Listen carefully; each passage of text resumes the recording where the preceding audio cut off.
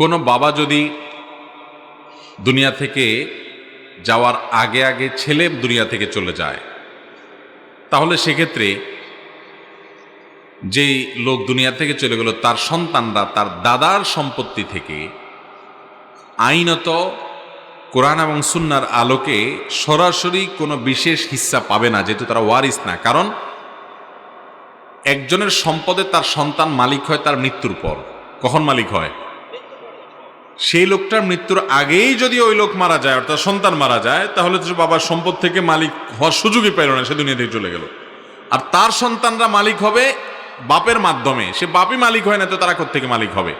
এই জন্য তারা মিরাজ পাবে না। কিন্তু এর মানে এই না যে তাহলে নাতিরা অসহায় হয়ে থাকবে, তারা কি করবে? মনে রাখবেন, যার বাবার কোনো সম্পদ নাই সেও পৃথিবীতে বেঁচে থাকে এবং অনেক সময় আরো ভালোভাবেও বেঁচে থাকে। ঠিক না ভাই? ঠিক।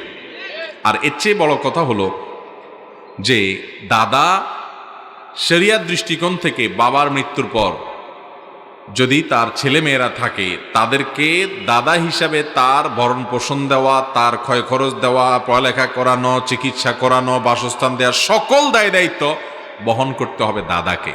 কাকে বহন করতে হবে? দাদাকে বহন করতে হবে। অতএব এটা মনে করার কারণ নাই যে ইসলামে কোনো শূন্যতা বা সংকট আছে, যে বাবা মরে গেল সন্তানরা অসহায় হয়ে গেছে কারণ দাদার সম্পদ তাদের হিস্সা নাই। সম্পদের হিস্সা তো পরের প্রশ্ন। এদের বেঁচে থাকার জন্য অভিভাবক হিসাবে সকল দায় দায়িত্ব পালন করবে। যদি তাদের না থাকে, তাদের পক্ষ থেকে পালন করবে কে? দাদা। শুধু তাই নয়, যেহেতু তাদের জন্য কোনো হিস্সা ফিক্সড করা হয় নাই, সেজন্য তাদেরকে অবারিতভাবে দেওয়ার সুযোগ আছে।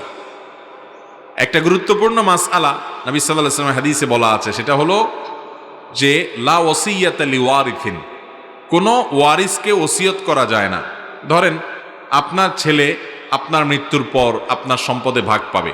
আপনি এই ছেলের জন্য যদি ওসিয়ত করেন যে আমার অমুক জমিটা, অমুক বিল্ডিংটা আমার ছেলেকে আমি দিলাম, ওসিয়ত করে থুয়ে গেলাম, আমার মৃত্যুর পর তোমরা তাকে দিবা, শরীয়ত বলে এটা ভ্যালিড না, এটা অবৈধ, এটা গ্রহণযোগ্য না।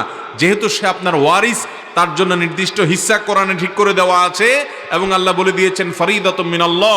এই নির্ধারণ এবং হিস্সাটা কে ঠিক করেছে? আল্লাহ। অতএব সেখানে আপনি ওসিয়ত করে আর নতুন কিছু যোগ করতে পারবেন, কিন্তু ওই নাতিদের জন্য দাদা কিন্তু ওসিয়ত করে যেতে পারবে যা খুশি তা। তার টোটাল সম্পদের 1/3 পর্যন্ত এই নাতিদেরকে ওসিয়ত করে যেতে পারে যে আমি মরে গেলে তাদেরকে এগুলো দিও।